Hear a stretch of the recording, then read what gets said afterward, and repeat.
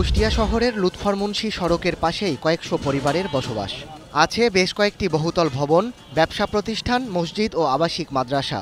এসবের মাঝেই এলপিজি সিলিন্ডারের বিশাল গুদাম যেন এখানকার বাসিন্দাদের কাছে আতঙ্কের নাম। এ নিয়ে তথ্য সংগ্রহের কাজে গেলে তেড়ে আসে গুদামের কর্মচারী, দেয়া হয় হুমকি।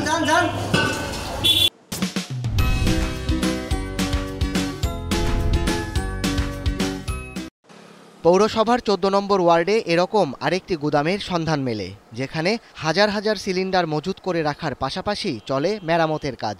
কখনো কখনো তীব্র রোদের মধ্যেও ফেলে রাখা হয় গ্যাস ভর্তি সিলিন্ডার।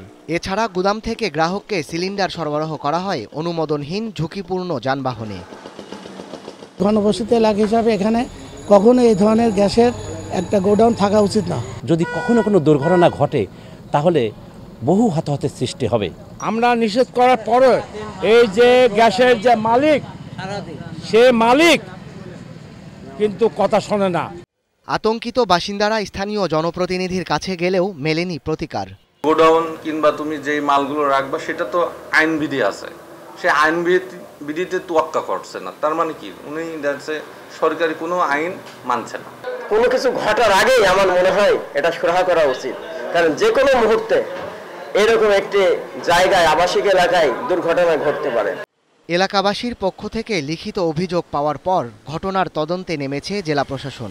এছাড়া আরেকটি প্রতিবেদন জমা দিয়েছে ফায়ার সার্ভিস। আমাদের ফায়ার সার্ভিসের সহকারী পরিচালক কুষ্টিয়া মহোদয় এবং পরিবেশের সহকারী পরিচালক কুষ্টিয়া মহোদয় এবং আমাদের ওয়ারহাউজ ইন্সপেক্টর সরজমিনে পরিদর্শন করেন এবং বিষয়টি পরিদর্শন করে জেলা প্রশাসক মহোদয়কে অবগত করেন। সকলের সমন্বয়ে একটা যৌথ তদন্ত করার জন্য নির্দেশনা দিয়েছি। এই যৌথ তদন্ত প্রতিবেদন পেলেই আমরা প্রচলিত আইনে যে ব্যবস্থা রয়েছে এই ব্যবস্থা গ্রহণ করব। বড় ধরনের ক্ষয়ক্ষতির আগেই আবাসিক এলাকা থেকে গ্যাস সিলিন্ডারের গুদাম সরিয়ে নেয়ার দাবি এলাকাবাসীর।